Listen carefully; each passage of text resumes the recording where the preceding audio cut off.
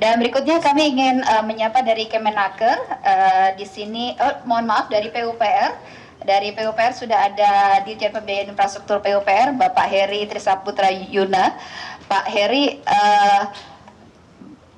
tadi sudah dijelaskan mengenai backlog, tapi mungkin PUPR memiliki sebuah gambaran lain untuk menjelaskan bagaimana sih situasi backlog gap kepemilikan hunian di Indonesia, dan apakah benar penyebabnya ini adalah pembiayaan sebenarnya.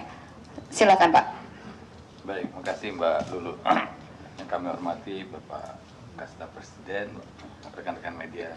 Ya, Assalamualaikum warahmatullahi wabarakatuh. Jadi tadi sebagaimana disampaikan, itu ada 9,9 juta backlog kepemilikan, jadi yang belum punya rumah, ya. Namun di luar itu berdasarkan Susenas 2023 itu ada lagi 26 juta yang rumahnya tidak layak huni. Jadi kalau kita hitung totalnya ada sekitar 36 juta yang harus kita selesaikan, ya. Nah, sehingga besarnya unit yang harus diselesaikan tadi tentu kalau yang belum punya rumah ya solusinya dia bisa KPR tadi sebagaimana disampaikan oleh Pak Heru, ya, atau kredit membangun rumah, bangun sendiri.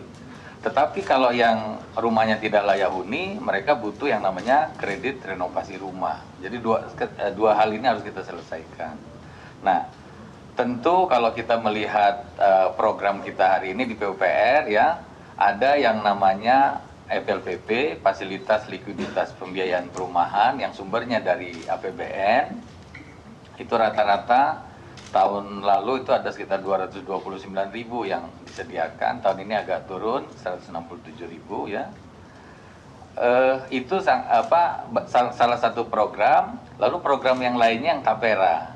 Nah, Tapera sendiri hari ini masih jumlahnya kecil karena tadi memang sampai saat ini belum dilakukan pungutan, ya.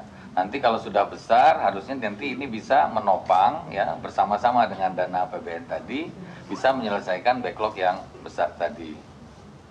Itu kondisi real yang dihadapi. Di luar ini juga ada fasilitas yang namanya subsidi uang muka yang sebanyak 4 juta rupiah kepada para penerima manfaat nanti yang diantaranya beberapa yang akan tampil.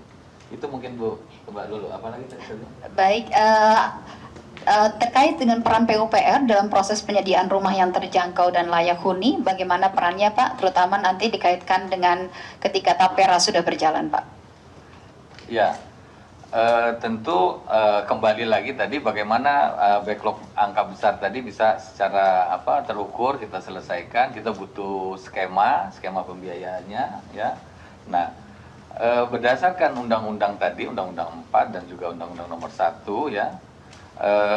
BP Tapera adalah nanti ultimate institusi yang nanti didesain untuk menyelesaikan permasalahan perumahan ini, di mana cara kerjanya, ya, melalui skema tadi tabungan dari anggotanya, lalu nanti oleh BP Tapera akan dipupuk sehingga nilainya besar.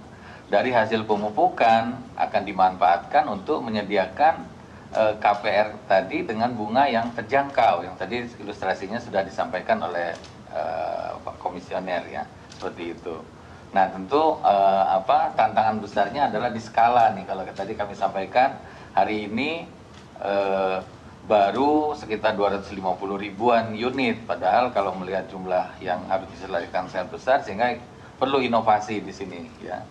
Nah, satu lagi mungkin program di Kementerian PUPR, kami juga ada yang namanya BSPS, Bantuan Stimulan Pembiayaan untuk Rumah Swadaya.